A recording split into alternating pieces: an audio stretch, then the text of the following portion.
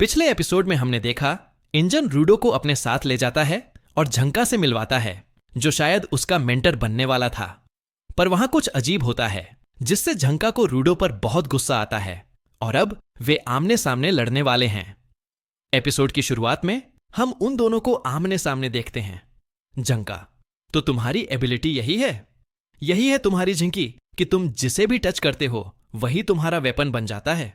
शायद इसी वजह से इंजन ने तुम्हें एक प्रोडिजी कहा है। पर तुम्हें क्या पता है, चाहे तुम कोई भी हो, मेरे जैसे सुपर ऑर्डिनरी बंदे से जीत नहीं सकते। तभी वह अपना हाथ ऊपर करता है। उसके हाथ में कोई वेपन नहीं था, पर तभी ऊपर से कोई चीज बहुत तेजी से नीचे आती है और रूडो के सामने रुक जाती है। रूडो हथियार देखते हुए, क्या ऊपर से कब?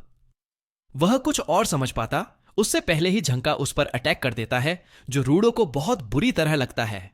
रूडो बहुत दूर जाकर गिरता है और अब झंका उसे एक के बाद एक मारे जा रहा था।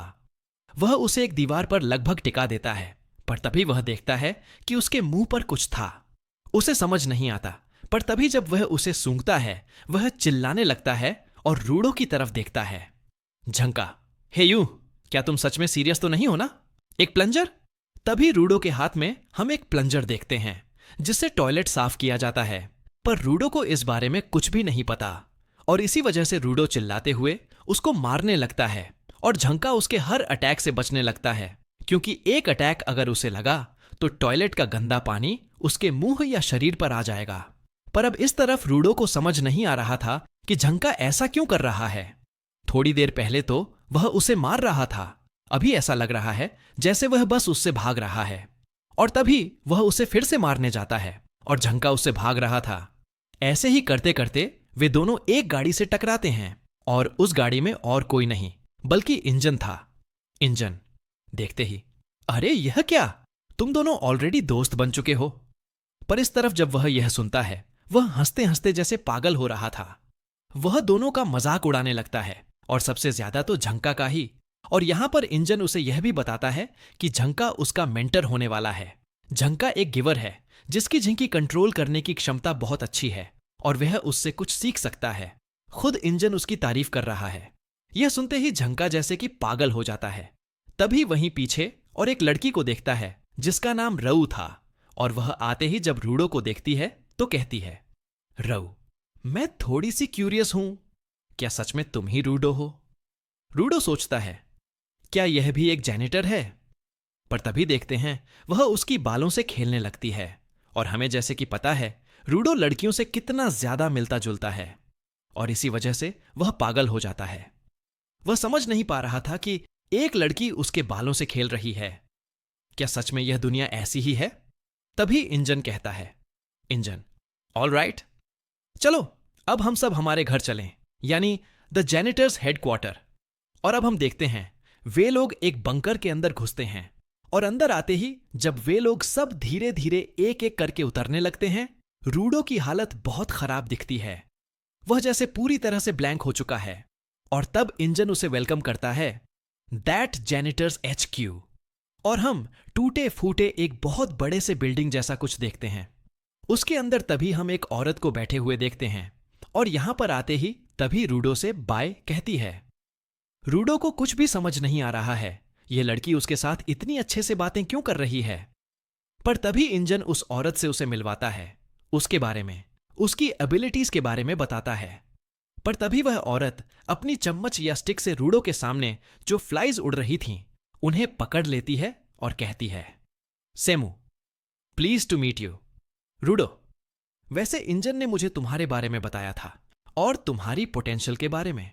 और तभी इंजन सेमू यानी उसी औरत के पोटेंशियल के बारे में कहता है कि उसकी पोटेंशियल है उसकी ग्लासेस, जिसकी मदद से उसका विजन बहुत ज्यादा इंक्रीज होता है और वह किसी की भी पोटेंशियल को देख पाती है, यहां तक कि वह किसी की भी ट्रू नेचर को देख पाती है। और तभी वह औरत यानी सेमू वह यह देखने की कोशिश भी करती है। वह रूडो की तरफ देखने लगती है पर तभी डर जाती है क्योंकि उसके सामने जैसे कि सब कुछ धुंधला था। रूडो का कुछ भी, कोई भी पावर उसे दिखाई नहीं दे रहा था। वह पूरी तरह से हड़बड़ा जाती है और तभी किसी तरीके से टालते हुए कहती है, सेमू, आ इसकी एबिलिटीज बहुत अच्छी है, इसे शुरू से ट्रेन करने की कोई जरूरत नहीं। उसकी हार्मोनाइजेशन अपने पावर्स के साथ बहुत बहुत अच्छी है। पर यह सुनकर इंजन कहता है, इंजन, क्या बस इतना ही? वह उसकी तरफ देखती है और कहती है, सेमू, ऑल्सो तुम्हारे नेक में बहुत ज्यादा पूप भरा पड़ा है और इसी वजह से फ्लाइज तुम्हारे चारों तरफ घूम रहे हैं। यह सुनते ही इंजन वहां हंसने लगता है, पर अब उसे लेकर वह आगे बढ़ता है। पर तभी वह सेमू की तरफ एक बार देखती है और शायद उसे समझ आ चुका था कि वह कुछ छुपा रही है। कुछ देर बाद वे लोग अब बॉस से मिलने के लिए आगे जा रहे थे। अब इंजन बहुत सारे जेनिटर्स, कम्बैटेंट्स, गार्ड्स और सपोर्टर्स के बारे में कहता है कि यह बड़े बड़े हैं, पर अलग अलग जगह में फैले हुए हैं अपना क्लीनिंग का काम करने के लिए। वह उसे यह भी कहता है, क्या तुम उनसे मिलना चाहोगे? वैसे कुछ यहां पर हैं, सभी तो नहीं रहते। और तभी वह एक जगह जाता है जहां पर हम बहुत सारे क्लीनर्स को देखते हैं, और तभी उनसे मिलवाने के बाद इंजन उसे लेकर बॉस के रूम पर जाता है। पर यहां पर आते ही रूडो कहता है, रूडो, सच में यह बॉस का रूम है? तो मैं सबसे पहले उनसे पूछूंगा कि मैं ऊपर कैसे जा सकता हूं। यह सुनकर इंजन उसे रोकते हुए कहता है, इंजन, क्या? तुम वहां पर जाकर क्या पूछोगे? बॉस के बारे में? बच्चे, मैंने तुमसे कहा था ना, इंफॉर्मेशन एक बहुत ही वैल्यूएबल चीज है और यह तुम्हें ऐसे ही नहीं मिल सकता। तुम हमारे यहां पर काम करोगे और उसके बदले में मैं तुम्हें धीरे धीरे ऊपर जाने का रास्ता बताऊंगा। और बॉस से यह सब मत पूछना। वैसे तुम्हें पता है, हमें अब तक पता नहीं है कि बॉस की झिंकी, बॉस की पावर क्या है। बस इतना पता है कि वह बहुत ज्यादा ताकतवर है और सभी उनकी रिस्पेक्ट करते हैं और सभी उनसे बहुत ज्यादा लॉयल हैं। और तभी बॉस रूम का दरवाजा वह ओपन करता है, पर वहां पर कोई भी नहीं था। पीछे से तभी सिमो आती है और कहती है, सिमो, बॉस कुछ दिन के लिए बाहर गए हैं, एक बिजनेस ट्रिप के लिए। अभी पता नहीं कि वह कब आएंगे, पर वह उसे और कुछ काम देता उससे पहले तभी वहां पर रियो आती है और कहती है, रियो, क्यों ना तुम हमें ऑब्जर्व करो और उससे कुछ सीखो। वैसे भी बॉस के आने से पहले तुम ऑफिशियली एक जेनिटर नहीं बन सकते, तो हमें देख के सीखते रहो। और उसके भी अलावा मैं तुम्हें और जानना चाहती हूं, रूडो। और अब कुछ ही देर बाद हम रियो रूडो को किसी और जगह में देखते हैं। वह कहती है, रियो, यह बहुत एक आसान रिक्वेस्ट है, पर फिर भी तुम केयरफुली ऑब्जर्व करना हमारे क्लीनिंग के वर्क को। मैं तुम्हें सारी डिटेल्स धीरे धीरे बाद में दे दूंगी। और अब हमें यहां पर थोड़े से पास्ट के सीन दिखाए जाते हैं जहां पर सिमू उसे सब कुछ एक्सप्लेन कर रहा था, मतलब इस जगह के बारे में सब कुछ एक्सप्लेन कर रहा था। वह कहती है कंटैमिनेशन जोन के बारे में, पर उसके बारे में रूडो को कुछ भी नहीं पता था। रूडो, क्या कंटैमिनेशन जोन? ये आखिर क्या चीज है? तभी वहां पर इंजन था। वह इंजन से कहती है, सेमू, क्या तुमने उसे कुछ भी नहीं बताया? इंजन, ओह, दरअसल मैंने उस एरिया को डंप साइट कहा था ताकि वह अच्छे से समझ पाए, बस इतना ही। और तब सेमू कहती है, सेमू, रूडो, मैं तुम्हें अच्छे से एक्सप्लेन करती हूं हर एक जगह और हर एक टर्म के बारे में कि उसे क्या और कैसे कहा जाता है। वैसे यह जगह यह है डिम्बिट, और यहां पर अलग अलग जगह है जहां पर तुम जा सकते हो, रह सकते हो, और जहां पर तुम नहीं जा सकते, जैसे कि कंटैमिनेशन जोन्स, सेफ जोन्स। और तुम्हें एक चीज बताऊं, जिस जगह पर तुम गिरे थे वह फॉरबिडन जोन में आता है, मतलब एक ऐसी जगह जहां पर कोई भी अगर जाएगा इंस्टेंटली मर जाता है। जितना कि अब तक हमें पता चला है 6 फॉरबिडन जोन्स अभी तक हमें मिले हैं। कोई भी अगर एवरेज पर्सन वहां पर जाएगा तो वह इंस्टेंटली मर जाएगा, और तुम अगर कोई गिवर भी हो तब भी वहां पर तुम्हें बहुत ज्यादा तकलीफ होगा। याद की? और वैसे इंजन, तुम वहां पर क्या करने गए थे? इंजन, मैं बस ऐसे ही वहां पर घूमने गया था और एक स्ट्रोल चाहिए था मुझे, बस। और तभी वह उसे एक मास्क देती है जिसे पहन के रूडो अच्छे से रह सकता था, मतलब वहां की जो पोल्यूटेड हवा थी उससे वह बच के रह सकता था। वह उसे यह भी कहता है, अगर तुम बिना मास्क पहने कोई भी कंटैमिनेशन जोन में जाओगे तो तुम 15 मिनट के अंदर मर जाओगे। अब हम रूडो को देखते हैं। प्रेजेंट में वह अपने सामने एक बहुत बड़े से कचरे को देख रहा था और सोच रहा था, रूडो, जब मैं ऊपर था तब मैं सोचता था कि अभी इसके अंदर आखिर क्या है, और अब मैं सोचता हूं, क्या सच में ऊपर के लोगों को यह पता है कि नीचे भी लोग रहते हैं?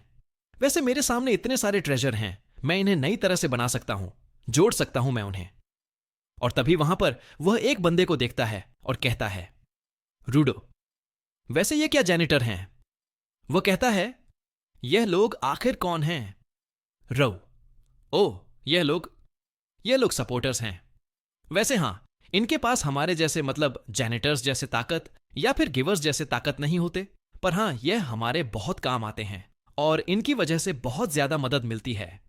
और तभी उन्हीं में से एक बंदा रूडो से हाथ मिलाता है। रूडो जब हाथ आगे करता है, वह इंस्टेंटली जोर से प्रेशर देता है। रूडो दर्द से चीखने लगता है। रऊ बताती है, रऊ, यहां तक कि इसकी ग्रिप इतनी ज्यादा स्ट्रांग है कि यह एक बीस्ट की आर्मर को एक ही बार में स्मैश कर सकता है। बताओ, क्या यह बहुत ज्यादा ग्रेट नहीं है? बताओ। और तभी ऊपर से न्यूज आता है कि बीस्ट वह आ रहे हैं। और कुछ ही देर बाद हम अजीब से बीस्ट को वहां पर आते हुए देखते हैं। बहुत सारे थे और इसी वजह से रूडो वहां पर डर जाता है। वह उसे पूछने लगता है, रूडो, क्या यहां पर तो बहुत सारे हैं, क्या तुम सच में इन्हें हरा पाओगी? पर रऊ उसे समझाती है। रऊ कहती है कि यह हो सकते हैं, बहुत सारे हैं, पर यह उतना ताकतवर या फिर इनके पास ज्यादा दिमाग नहीं है। देखो, वहां पर वह दीवार पर जाकर अपना सर मार रहे हैं। पर फिर भी रूडो शांत नहीं हो रहा था और वह सारे बीस्ट अब उनकी तरफ दौड़ रहे थे। रूडो और भी ज्यादा डर जाता है। वह रे को कहने लगता है, रूडो, हे, देखो, वह लोग यहीं पर आ रहे हैं, क्या यह डेंजरस नहीं है? पर रऊ उसे समझाती है। रऊ, अरे चिंता मत करो, यहां पर रहने के लिए शांत रहना जरूरी है। इस माइंडसेट से चलना सबसे ज्यादा जरूरी है। और यह सुनकर रूडो का दिमाग हिल जाता है। वह सोचता है, रूडो, क्या? ऑफ कोर्स हां, इंजन भी तो हमेशा वैसे ही रहता है। ठीक है, मैं भी वैसे ही करूंगा। और तभी एक खतरनाक मॉन्स्टर उनकी तरफ आता है उनको मारने के लिए, जो देख के खुद रऊ तक डर जाती है। पर वह एक्साइटेड भी होती है और आगे जाती है। और तभी देखते हैं उसके पास एक सिजर, शायद यही उसका हथियार है। वह निकालते हुए कहती है, रऊ, एक स्ट्रांग ओपोनेंट सच में मुझे फायर अप कराती है।